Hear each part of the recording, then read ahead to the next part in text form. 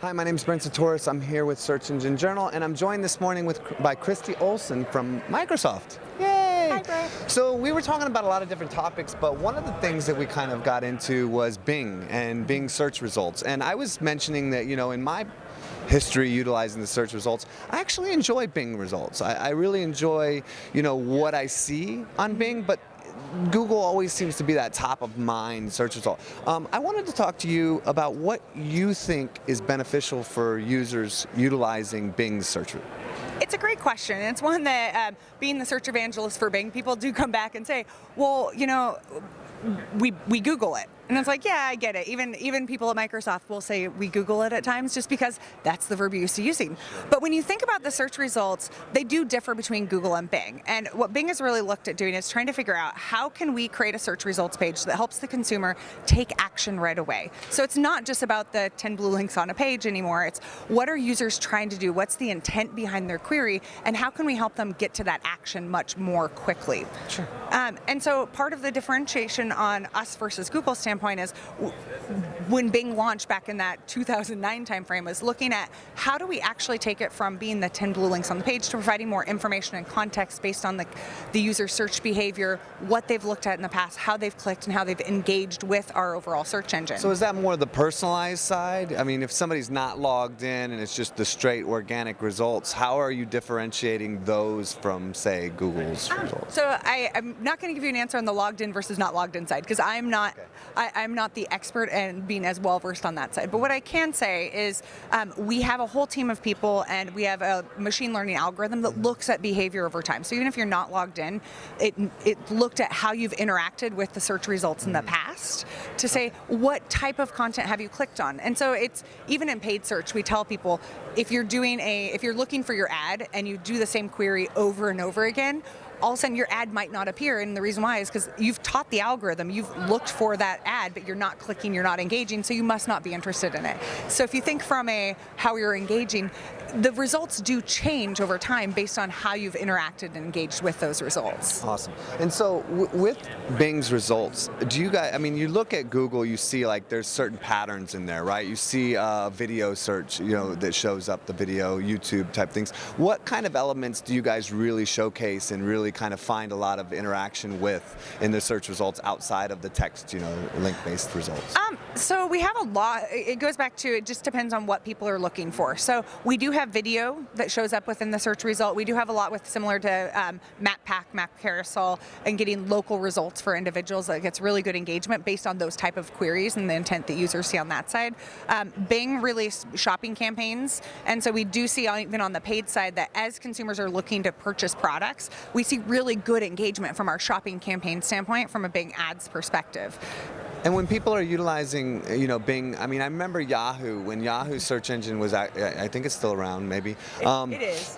It was a very social search engine, right? Mm-hmm. How does Bing really kind of define the audience that it's looking for on a search engine? The same kind of across the board, or is there a certain angle that really benefits the most from a Bing search result? Yeah, it's a great question to who is our audience. So there is a different audience on Bing than there is on Google. Our audience does tend to skew to be slightly older than the average audience age of Google. When I say slightly older, it's not that we're not reaching the younger generation. We do see that the average audience age does tend to be that 25 and up versus having a lot of the much younger generations. So who uses Bing? A lot of people. And something that's really interesting that most people I don't think know about now is Bing itself is being integrated across a lot of Microsoft tools and suites and platforms. So Windows 10 came out and they offered it free up until July this last year. Bing is integrated into the search bar as part of Windows 10. And so we're actually seeing a lot of additional growth in our overall search engine, up to 20% coming from the integration with Windows. And so we're seeing sort of a diversification of the audience because now people are using their operating system on a day-to-day basis. They're also using Bing as they go to search. And Bing is powering search on their own machine as well as across the internet. Something else that is pretty interesting, it's one like, why should you advertise on Bing or why should you think about Bing from a Bing Webmaster Tools standpoint? We have 30% market share across the Bing network. So if you think about it, 1 in 3 searches happen on Bing today. Now, when I was running paid search myself back couple of years ago and it's 10%, then I can understand people saying, well, why would I do Bing? It's a smaller market share. Even at 10%, would you ignore 10% of your sales or revenue? Sure. Probably not. But at 30%, that's significant, yeah. It's pretty significant. And so it's one, talking to individuals. I don't know if people are fully aware that we have 30% market share. That's a really good point. On the Bing Webmaster Tools side, like, why should you use Bing Webmaster Tools? Number one, we have a lot of really great data in our reports that you wouldn't find within Google. We don't have that 90-day cap on your data. You have access to your full bits of data based on when you've signed up for your account. And another thing that's really important on the Bing Webmaster Tools side is if you're having issues with your site appearing in the overall Bing search results, we have a very, very active team that will help you troubleshoot, and they'll answer your questions. But you have to have. We can call. We don't have a phone number. No. We do have an actual. It's essentially a form that you can fill out, and I'm one of the individuals on that thread that responds and looks at what are the issues that webmasters are seeing. So if you guys are having issues, you can go to Bing Webmaster Tools/support and fill out that form, and we will get back to you and we will help with a troubleshooting standpoint to understand what's going on with your site. And some of it could be something. You and I have talked about this in the past, machine learning algorithms. Both of the search engines use them in some capacity.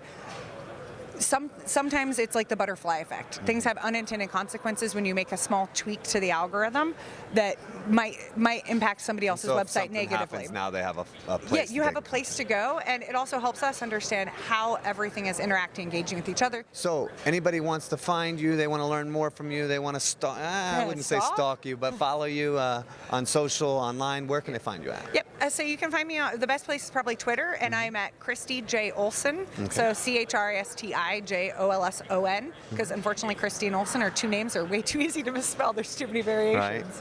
Right. Yeah. It's a pleasure having you on the show. Always a pleasure to talk with you. Thank you for joining me. Thank you.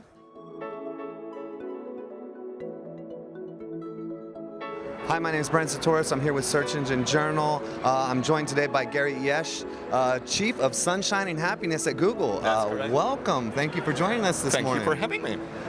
There's been a lot of discussion, I don't know, a lot of discussion, but there's been some decent discussion recent about Penguin. I never heard about Penguins. No. Well, they've been running around here chasing you, so. Becoming more of a part of the everyday algorithm, the live algorithm. Yep. And Today's summit is the 3 takeaways. Yes. Structure. Yes. I'm leaving with way more. I also like the single session format for conferences. I agreed to be a speaker here because I think above all else the quality of people who attend the meeting. There's something to be said about the fact that you can't just, hey, come here. It's by invitation only. What I've really liked about the speakers is that it's been very well-rounded.